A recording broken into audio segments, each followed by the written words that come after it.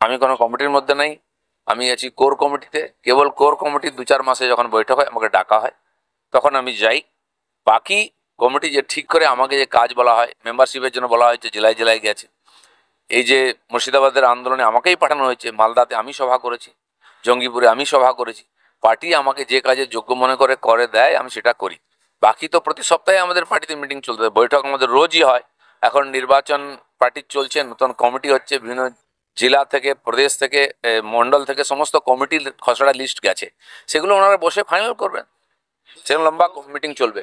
বড়বাজারে হোটেলে বিক্রির পরেই রুফটপ রেস্তোরাঁ বন্ধ পুরসভার অভিযানে রেস্তোরাঁ মামলায়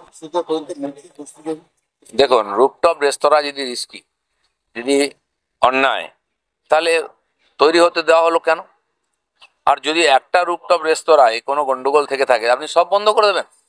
এত মানুষ খরচা করে তৈরি করেছে, ইনভেস্ট করেছে, বিজনেস তো ওটা অনুমতি নিয়ে করেছে। আর যদি অনুমতি না নিয়ে করে থাকে তখন কেন আটকানো হয়নি? তো এটা কোনো নীতি হতে পারে? সব বন্ধ করে দাও। সত্যিকারের তদন্ত হওয়া উচিত গন্ডগোল কোথায় আছে। এবং রুফটপ রেস্তোরাঁ ছাড়াও তো বড় বাজারে, কলকাতার বহু বাজারে আগুন ধরেছে এর আগে, কেন হয়েছে? গন্ডগোলটা সব জায়গায়, সব জায়গায় ঘুষ দিয়ে বিনা পারমিশনে বাড়িঘর তৈরি হয়ে যাচ্ছে, কোনো নিয়ম বিধি মানা হয় না। তো সেটা প্রথম কড়াকড়ি করুক কর্পোরেশন, যে এ ধরনের নির্মাণ হতে দেবে না। নেতারা, পুলিশ, সরকার যদি ঘুষ খায় সব জায়গায়, তো বেআইনি নির্মাণ হবে, তখন দুর্ঘটনা ঘটবে।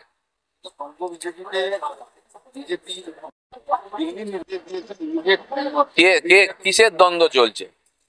কোনো ব্যাপারে বিজেপির নেতারা একমত নন, আর পার্টির কোনো নির্দেশিকা নাই। কে মন্দির যাবে, কে মসজিদে যাবে, কে ইফতার করবে, বিজেপি কোনোদিন বলে দেয় না। বিজেপি গণতন্ত্র আছে, বিজেপি ভারতের সংবিধান মেনে করে। সেই জন্য যারা এটা প্রচার করছে তার ভুল প্রচার করছে। আমি বলে দিচ্ছি, কিছু ব্যাপারে আমাদের দ্বিমত আছে। সেই দিন অক্ষয় তৃতীয়ায় বিভিন্ন লোক বিভিন্ন প্রোগ্রাম করেছে, কোনোটাই পার্টিকে জিজ্ঞেস করে কেউ করেনি। আমি চ্যালেঞ্জ করছি। তো দিলীপ ঘোষ কি পার্টিকে জিজ্ঞেস করে পায়খানা পেচ্ছাপ করতে যাবে? আমি গেছি নিমন্ত্রণ রক্ষা করতে, আমন্ত্রণে গেছে। তো আজ যারা খুব বগল বাজাচ্ছেন বা কষ্ট পাচ্ছেন বিজেপি ঝড়, কোনো চিন্তা করবেন না, এটা বিজেপি। বিজেপির মধ্যে গুলি চলেছে কি নেতায় নেতায়? কুণাল ঘোষ একজনকে ধুয়ে দিচ্ছে। আমাদের এখানে কেউ তার মত প্রকাশ করেছে, হয়তো সেটা অনেকের ভালো লাগেনি। আমি বলছি ভালো হয়নি, পার্টি দেখবে। বিজেপি হচ্ছে সমুদ্রের মতো, মাঝে মধ্যে না এরকম ঢেউ উঠে, আবার সেই ঢেউ সমুদ্রেই বিলীন হয়ে যায়। টিএমসির বা কেউ চিন্তিত, মানে খুব লাফালাফি করার দরকার নেই ঝগড়াবাজি দেওয়ার জন্য, বা পার্টিতে যারা নতুন নেতা এসেছেন তারা ঘাবড়াবার দরকার নেই। সবচেয়ে চিন্তা হচ্ছে কিছু বাজনদার আছে পার্টির, তারা চিন্তিত। তারা বিজেপির নীতি ঠিক করে দিচ্ছেন, পলিসি ঠিক করে দিচ্ছেন, বিজেপি হিন্দু কি মুসলমান, মন্দির কি মসজিদ ঠিক করে দিচ্ছেন। কে ভাই তোমাদের ঠিকা দিয়েছে? তোমরা হচ্ছে আজকে বাজনদার, কারো না কারো হয়ে বাজাচ্ছ, বাজাও। এই ইউটিউব, এই মিডিয়া 19 সালের আগে কোথায় ছিল? কারও লাগেনি, কোনো ইউটিউব লাগেনি, নেতাই ছিল না।